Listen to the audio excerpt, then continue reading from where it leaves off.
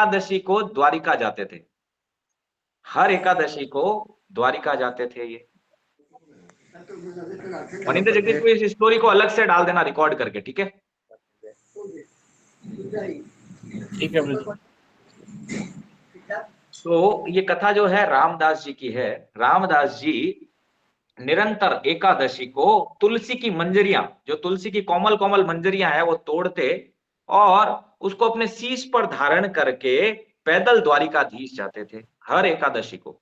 और वहां पर रात्रि को जाग करके भगवान का कीर्तन करते, भगवान का गुणानुवाद करते और दूसरे दिन वापस आते थे। ये उनका नियम था। हर एक महीने में 2 एकादशी आती, द्वारिकाधीश जाते थे वो। कई समय तक करते रहे ये। तो जब वो बूढ़े हो गए तो भगवान एक दिन प्रकट होकर के उनको बोले कि रामदास, अब तुम बहुत बूढ़े हो गए हो, ठीक है? तुम ये सेवा करते हो इतना दूर से, जो आने की कोमल कोमल मंजरियां मेरे लिए लाते हो, सर पे उठा के इतना दूर से आते हो, कई कोस दूर था द्वारिका और वो जगह। जब आप जगह का नाम बताऊंगा आप सोचोगे इतना दूरी से कैसे जाते थे वो। तो भगवान ने उनको बोला, रामदास तुम अब मत आया करो, मुझे अच्छा लगेगा तुम नहीं आओगे, क्योंकि तुम्हारा तकलीफ मैं देख नहीं सकता। रामदास ने बोला, ठीक है प्रभु, अगर आप ऐसा चाहते हैं तो ठीक है, मैं नहीं आऊंगा। गए वो। जैसे ही एकादशी आया उनको भगवान का याद आने लगा। अब याद आया तो मन में सोचे, प्रभु मना किए थे, मेरे को तकलीफ होता है। परंतु बोले, मैं भी तो नेत्रों को समझा नहीं सकता, नेत्र तो दर्शन के लिए व्याकुल हैं भगवान के, तो मुझे तो जाना होगा। तो गए, कोमल कोमल उन्होंने तुलसी मंजरियां तोड़ी। मंजरियां तोड़ने के बाद अपने शीश पर धारण करके तुलसी जी को और द्वारिकाधीश की तरफ चले। निरंतर कीर्तन करते करते जाते थे वो, पूरे रास्ते कीर्तन करते करते पहुंचे। जब वहां पहुंचे द्वारिका में, तो द्वारिकाधीश ने बोला, रामदास मैं मना किया था तुम्हें, क्यों आए तुम? मैंने बताया था मुझे तकलीफ होता है तुम जब आते हो, इतना दूर से तुम इतने बूढ़े हो गए हो। तो बोले, प्रभु इन नेत्रों को बहुत कोशिश किया समझाने का, परंतु ये नेत्र मेरा सुनना ही बंद कर दिए प्रभु। ये नेत्र मुझे खींच करके मेरे चरणों को आप तक ले आए, क्या करता मैं? बहुत कोशिश किया प्रभु इनको समझाने का, परंतु ये नेत्र समझ ही नहीं रहे, क्योंकि आपके दर्शन की प्यास है प्रभु इनको। भगवान बोले, हे रामदास, जितने तुम व्याकुल हो उतना व्याकुल मैं भी हूं, परंतु क्या करूं मैं? तुम आए बिना रहोगे नहीं, और मैं चाहता नहीं हूं तुम्हारे शरीर को और तुम्हें तकलीफ हो। तो अब यूं करते हैं, बीच का रास्ता निकालते हैं। बोले, रामदास अगली बार जब एकादशी को आओ ना तो बैलगाड़ी लेके आना, मैं यूं करता हूँ परमानेंटली तुम्हारे साथ चल लेता हूँ, इसका यही सॉल्यूशन है। अब चल लूंगा तो तुम्हारी तकलीफ होगी, तुम रोक नहीं पाओगे अपने आप को। और अब यूं करते, तुम बैलगाड़ी लेकर के आ जाओ अगली एकादशी को, मैं तुम्हारे साथ चलूंगा। उन्होंने बोला, प्रभु आपके इतने द्वारपाल हैं, आपको कौन जाने देगा? बोले, तुम इसकी चिंता मत करो, तुम तो आओ बैलगाड़ी लेकर के, जैसे कीर्तन कर रहे हो ऐसे ही करना, रात को हम लोग भाग चलेंगे यहाँ से। और वो आए, आकर के, और जो छोटी खिड़की थी द्वारिका द्वारका मंदिर की, उस खिड़की के पास उन्होंने बैलगाड़ी लगा दिया। ठाकुर जी तो रेडी बैठ करके घूम रहे थे इधर उधर, पूरे गहने पहन करके। आए रामदास जी, बोले, रामदास तुमने इतना लेट कर लिया, इतना लेट क्यों आए? मैं तो कब से प्रतीक्षा कर रहा हूँ व्याकुलता के साथ, तुम आओगे तुम्हारे साथ चलूंगा। बोले, प्रभु देखो आप तो चोरी में एक्सपर्ट हो, भागने में, मैं तो एक्सपर्ट हूं नहीं। आपके द्वारपाल चारों तरफ है, बड़ी मुश्किल से नजर छुपा करके बैलगाड़ी लाके खड़ा किया हूं। तो बोले, चलो अब। बोले, ऐसे नहीं चलना है प्रभु, आपकी जरूरत है आपके गहनों की, नहीं उतार दो यहाँ, वैसे ही बेचारे इनको दुख होगा आप जा रहे हो, और आपके गहने जाएंगे तो डबल दुख होगा। तो प्रभु गहने यहीं रखो, आपको चलना है मेरे साथ। तो प्रभु विराजमान हो गए बैलगाड़ी पे रामदास जी के साथ, और निरंतर रामदास जी पद सुनाते हुए, ठाकुर जी को सुंदर सुंदर पद सुनाते हुए, नटवर नागर नंदा भजो रे मन गोविंदा, सुंदर पद ठाकुर जी उनके मुख से सुन रहे हैं। और बैलगाड़ी में ठाकुर जी प्रस्थान कर रहे हैं उनके साथ। बड़ा अद्भुत, सोचिए कितना नेत्रों को आनंद देने वाला वो दृश्य होगा। बैलगाड़ी पे द्वारिकाधीश बिना गहनों के अपने राजा रूप को छोड़ करके, और रामदास जी के साथ साथ में है। सुबह सब द्वारिकाधीश द्वारिका के पट खोले गए तो देखा श्री विग्रह है ही नहीं वहां पे। अब सारे पंडे परेशान, कहाँ गए भाई द्वारिकाधीश, द्वारिकाधीश कहाँ चले गए? तब किसी ने बोला, अरे वो रामदास हर बार आता है, इस बार वो रामदास बैलगाड़ी लेके आया था, जरूर वही चुरा के ले गया विग्रह को। सब लोग बोले अभी ज्यादा दूर नहीं गया होगा, चलो उसके पीछे पीछे। सब लोग रामदास जी के पीछे पीछे जहां से वो गए वहां से सब लोग पीछे पीछे हो लिए। तो जैसे ही देखा उन्होंने तो रामदास जी की बैलगाड़ी को पकड़ा, और उससे पहले आने से पहले रामदास जी बोले ठाकुर जी को, आपके सारे के सारे, मैंने बताया था कि आपके जो पहलवान है वो आएंगे पीछे, अब कौन रक्षा करेगा इनसे। बोले रामदास तुम चिंता मत करो, मुझे तो कुएं में छुपा दो। रामदास जी ठाकुर जी को कुएं में छुपा दिए, भाग गए ठाकुर जी। ठीक है, जैसे रण छोड़ कहलाए रण भाग के, ऐसे ही रामदास जी के पास से कुएं में चले गए।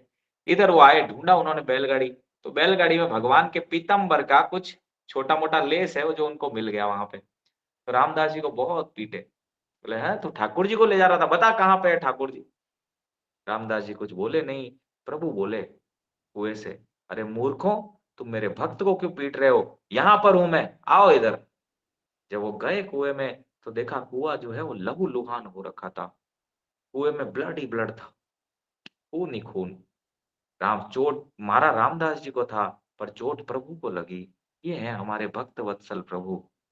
ऐसे ही हरिदास ठाकुर के प्रसंग में भी ठाकुर जी बोले थे, मैंने मेरे सुदर्शन को आज्ञा दी थी, पर हरिदास तुमने दया किया, इसलिए मैं सुदर्शन मेरा आगे ही नहीं बढ़ा, वहीं पे रुक गया।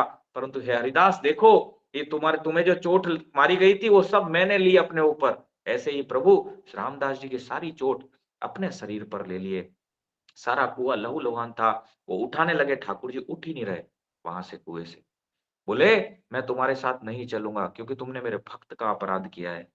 मैं तो रामदास के साथ जाने का तय कर चुका हूँ, अब पुनः द्वारिका नहीं चलूंगा। तो सारे के सारे पंडे बोले प्रभु आप अगर नहीं चलोगे तो हम यही प्राण त्याग देंगे। क्यों? आपके बिना द्वारका जाके क्या करेंगे, और आपको ब्रह्म हत्या का दोष लगेगा, क्योंकि इतने ब्राह्मण अगर मरेंगे तो आपको ब्रह्म हत्या का दोष लगेगा। भगवान बोले प्रलय में इतनों को मारता हूं तब कभी नहीं लगेगा, अभी कहाँ लगेगा। प्रलय के टाइम पे इतने लोग मरते भाई, ठीक है, मैं तो दोष से परे हूं, मुझे कौन सा दोष लग सकता है। कल मरना अभी मर जाओ, कोई दिक्कत नहीं है, पर मैं नहीं चलने वाला, मैं तो रामदास के साथ ही जाऊंगा। माने नहीं, काफी देर तक रामदास जी भगवान को उठा के वापस बैलगाड़ी में रखे, और प्रभु बोले अब मैं यहीं जाऊंगा। फिर बोले नहीं प्रभु आपको चलना होगा। तो प्रभु बोले ठीक है, यूं करो मेरे वजन के बराबर सोना ले लेना तुम रामदास से। और रामदास मन में विचार करे प्रभु घर में 2 टाइम खाने को नहीं और सोने की बात कर रहे हो। बोले रामदास तुम चिंता मत करो। तो सारे पंडे रेडी हो गए, हाँ हाँ सोना मिलेगा, मूर्ति तो क्या दूसरी बनवा लेंगे, विग्रह दूसरा बनवा लेंगे, क्या दिक्कत है, सोना मिलेगा, अच्छा है चलते हैं। पहुंचे वो रामदास जी के निवास स्थान पर, वहां पहुंचे और तुला मंगाई गई। बोले गोल्ड दो, आप आपके बराबर, आपने कहा था आपके बराबर गोल्ड मिलेगा। तो श्री विग्रह को तुला के एक पार्ट में रखा गया, और रामदास जी, अब गोल्ड तो था नहीं, तो रामदास जी को बोला आपकी पत्नी की नाक में एक सीली पहन रखी है छोटी सी गोल्ड की, लाओ उसको। ठाकुर जी मंगाए और उस सीली से छोटा सा एक टुकड़ा होता है ना, ठीक है, सोने का, हल्का सा जैसे पतला सा झाड़ू के टुकड़े जैसा छोटा सा एकदम बारीक, उससे ठाकुर जी तुल गए। अब पंडे तो बेचारे सोचे गोल्ड मिलेगा, यहाँ मिला कुछ नहीं, बोले ठगी है ठगी, छलिया है ये, हमें छल दिया इसने। सब अपना सर पीटने लगे कि क्या इसने देखो हमें ठगा है। अब ठाकुर जी बोले जाओ, तुम्हें मैंने बोला था तोल के बराबर सोना मिलेगा, इतना ही मिलेगा, दूसरा विग्रह बना लो, मैं तो अब द्वारिका नहीं आने वाला, मैं तो यहीं रहूंगा अपने भक्त के पास। उसी दिन से ठाकुर जी द्वारिका छोड़ के और डाकोर में विराजते हैं, द्वारिकाधीश। और वो चोट के निशान जो है आज भी ठाकुर जी के श्री विग्रह पर है। वो जो चोट उस समय लगी थी रामदास जी के कारण, उन चोटों के निशान आज भी उस श्री विग्रह पर है। तो इसीलिए द्वारिकाधीश जो है डाकोर में विराजमान है आज की डेट में, रामदास जी के प्रेम से विकल होकर के। तो रामदास जी एकादशी को कीर्तन करते थे, ठाकुर जी को एकादशी को रात को कीर्तन किया हुआ बहुत प्रिय है। आज मध्य रात्रि तक जाग के भगवान का गुणानुवाद करना चाहिए, भगवान को सुंदर सुंदर उत्तम उत्तम पद सुनाने चाहिए, उनके भक्तों के भागवतम का पाठ करना चाहिए। हो सके तो गीत गीत गोविंद सुनाइए, कृष्ण कर्णामृत सुनाइए। ठाकुर जी को बहुत प्रिय है ये सारे, कई बार मंदिर छोड़ के भाग चुके हैं इनके लिए। तो आप ये सुंदर सुंदर पद राधा रस सुधा निधि सुनाइए, ठाकुर जी को बहुत प्रिय है ये। तो आज के दिन अगर कोई 12 बजे तक जाग के एकादशी को नियमित रूप से भगवान का गुणानुवाद करता है, भगवान के भक्तों की कीर्ति सुनाता है, ठाकुर जी को बहुत प्रिय है। तो आप सोचिए आपने ये रामदास जी का चरित्र सुन के खुद को भी याद किया और ठाकुर जी को प्रसन्न और कर दिया आपने। ठाकुर जी प्रसन्न हो गए। आज के दिन रामदास जी का चरित्र सुन के सोचिए कितने गदगद हुए होंगे ठाकुर जी। बोले हैं, मेरे भक्त का चरित्र सुनने वाला सबसे पहला श्रोता मैं स्वयं होऊँगा। ऐसा ठाकुर जी खुद बोले हैं भक्तमाल में।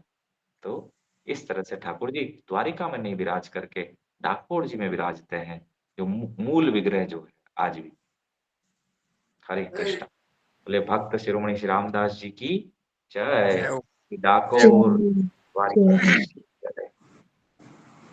हरे कृष्ण। कैसा लगा आपको कथा? बहुत अच्छी लगी प्रभु जी।